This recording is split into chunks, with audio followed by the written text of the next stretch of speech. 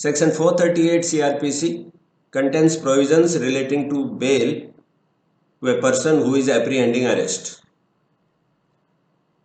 This section may be invoked by a person who has reason to believe that he may be arrested on accusation of having committed a non-bailable offence. If he has such reason to believe, he may file an application either to the High Court or to the Court of Session, and through this application he will seek a direction that in the event of his arrest he shall be released on bail. This direction is what is known as anticipatory bail. When such an application is filed before the court will take into consideration the following four factors: nature and gravity of the accusation, antecedents of the applicant, including whether he had previously undergone imprisonment on conviction for a cognizable offence, possibility of the applicant to flee from justice, whether the accusation has been made with the object of injuring or humiliating the applicant by having him arrested. Taking into consideration all these factors,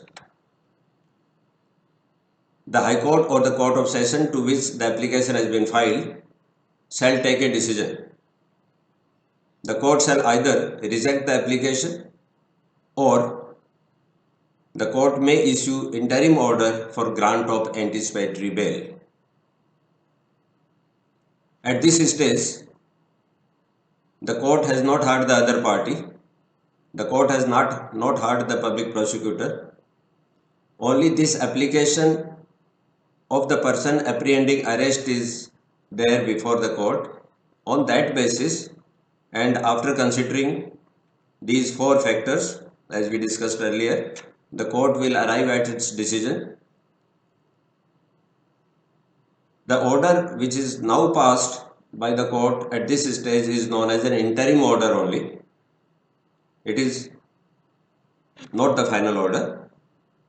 Once this interim order is passed, the effect is that this person shall not be arrested till his application is finally decided by the court. But till the time the court has not passed any interim order, it shall be open to the police officer to arrest the applicant without warrant on the basis of the accusation. The police officer can also arrest such a person if the court has rejected his application for grant of anticipatory bail. But as I said, if an interim order has been passed by the court, then he will not be arrested till his application is finally decided. After the court has granted this interim order, it shall send a notice to the public prosecutor and also to the superintendent of police. The purpose of this notice is to give the public prosecutor a reasonable opportunity of being heard at the time when the application is finally heard by the court. At the initial stage, the public prosecutor was not heard. The first decision by the court was taken on the basis of the application. If on the basis of the application the court has granted an interim order, then a final hearing will take place in the presence of the public prosecutor. At the time of this final hearing, the presence of the applicant seeking anticipatory bail shall be obligatory.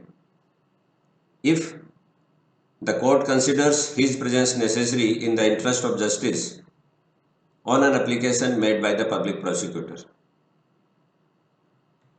If there is no such application by the public prosecutor, presence of the applicant shall not be necessary. But if there is an application, then the court will consider this application, and if there are reasons in the application which indicate that the presence of the accused is necessary, then the court will order for his presence. When the final order is passed by the court, after the hearing as aforesaid, certain conditions may also be imposed. These are some of the conditions. The person shall make himself available for interrogation by a police officer as and when required. Another condition, the person shall not make an inducement, threat or promise directly or indirectly to any person acquainted with the facts of the case so as to dissuade him from disclosing such facts to a court or to a police officer. Here we are talking of inducement, threat or promise to a witness, and if the purpose of the inducement, threat or promise is to dissuade the witness from disclosing the facts to a court or to a police officer, it will amount to violation of this condition. There may be a condition that the person shall not leave India without previous permission of the court, and more conditions can be imposed on lines which are specified in section 437 subsection 3. Now, what is the effect of this final order passed by the court? The effect is not that such person will not be arrested. This is not a protection against arrest. An order of anticipatory bail is not a protection against arrest. Arrest shall still be made if the police officer thinks it necessary. It's not mandatory that arrest should be made, but if the police officer considers the arrest necessary, then yes, he can go ahead and make the arrest. Even if the person concerned is armed with an anticipatory bail order, arrests can be made by the police officer. The only protection this order of anticipatory bail gives is that in the event of arrest, the person concerned shall be released on bail if he is prepared to give the bail. Of course, he has to be prepared to give the bail. If he is so prepared, then he shall be released on bail as soon as he is arrested. So arrest is not averted, but detention in police custody is averted. Arrest will still be made, but he will not be detained if he is prepared to give the bail. That is the protection granted by this order of anticipatory bail.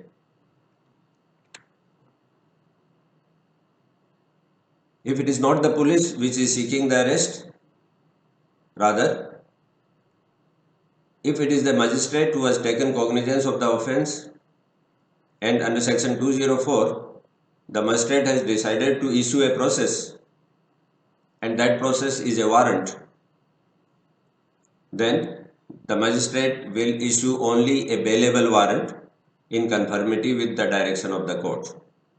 Here we are referring to the direction of anticipatory bail. So once there is a direction from the court that he shall be released on bail immediately on arrest, this direction applies not only to the police officer who seeks to arrest him, but also to the magistrate who has issued a process for calling him to the court. The Criminal Laws Amendment Act of 2018 has introduced a new provision with effect from 21st of April 2018. And this provision excludes the benefit of or takes away the benefit of anticipatory bail to a person who is accused of having committed an offence under these four specified sections. Section 376(3), 376(ab), 376(da), 376(db). 376(3)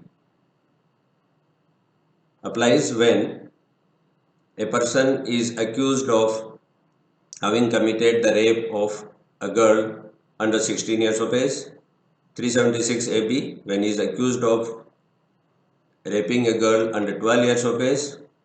376 DA, gang rape of a girl under 16 years of age. 376 DB, gang rape of a girl under 12 years of age. So in case of these offences, the benefit of anticipatory bail is not available. What is the effect of this provision? We can sum it up like this. As a result of this new provision inserted by the Criminal Law Amendment Act of 2018, protection of anticipatory bail would henceforth not be available to those persons who are accused of having committed rape and gang rape of women under 16 years of age and under 12 years of age.